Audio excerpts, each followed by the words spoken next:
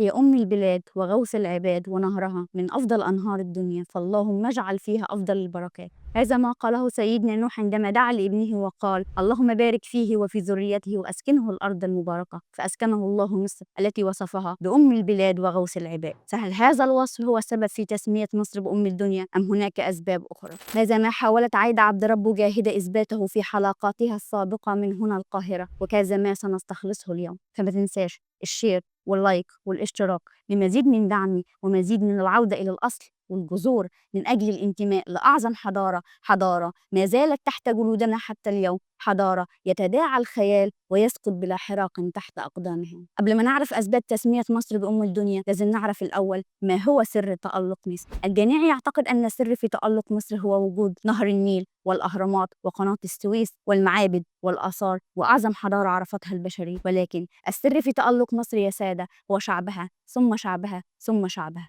أليس الشعب المصري هو من أقام أول حكومة مركزية وأول وحدة وأول جيش نظامي وأول قانون ودستور وأول وثيقة أخلاقية؟ أليس الشعب المصري هم وضع أسس العلم والطب والفلك والهندسة والصيدلة وجميع هذه العلوم التي نعرفها عن المصري القديم هي فقط قطرة وما نجهله فهو محيط؟ أليس الشعب المصري هو من بنى الأهرامات؟ أليس الشعب المصري هو من مات منه 120 ألف مواطن لكي يصل البحر الأحمر بالبحر المتوسط عن طريق قناة السويس أهم ممر ملاحي في العالم؟ أليس الشعب المصري هو من أشرب النيل دما ودمعا وعرقا حتى فاضت ضفافه حضارة وتاريخا وصل إلى أرجاء العالم؟ أليس الشعب المصري هو أكثر شعوب العالم في التوافق الجيني مع بعضهم البعض؟ 97.6% من جينات المصريين مسلمين ومسيحيين هي جينات واحدة. أليس الشعب المصري هو من وصفه رسولنا الكريم صلى الله عليه وسلم بأنه خير أجناد الأرض وأنه في رباط إلى يوم القيامة؟ إن السر في تألق مصر هو شعبها ثم شعبها ثم شعبها.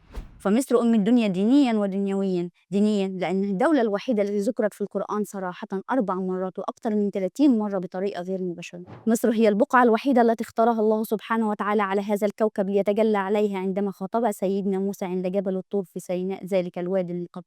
مصر أم الدنيا دنيويا لأنها الدولة الوحيدة التي يوجد علم باسمها يدرس في جميع جامعات العالم وهو علم المصريات إيجيبتولوجي. مصر أم الدنيا لأنها أم العرب، فالعرب أبناء سيدنا إسماعيل وسيدنا إسماعيل ابن السيدة هاجر المصرية، تلك المرأة التي ضربت مثلا في السعي والعمل والامتثال لأوامر الله سبحانه وتعالى عندما تركها سيدنا إبراهيم في واد غير ذي زرع، فكانت المكافأة لها أن أفاض الله عليها ببئر زمزم وخلد ذكرها إلى قيام الساعة في شعيرة من شعائر الحج والعمرة وهي السعي بين الصفا والمروة تخليدا لهاجر المصري. مصر أم الدنيا